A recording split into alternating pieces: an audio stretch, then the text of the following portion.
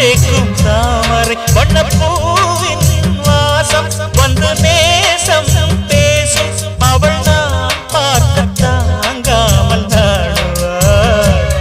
புது பூ கோலம் தான் காலில் போடுவாள் என்னவென்று சொல்வதம்மா வஞ்சியவள் பேரழகை சொந்த மொழி இல்லையம்மா கொஞ்சி வரும் பேரழகை அந்தி மஞ்சள் நீரத்தவளை என் நெஞ்சில் நிலைத்தவளை நான் என்னென்று சொல்வேன் அதை எப்படி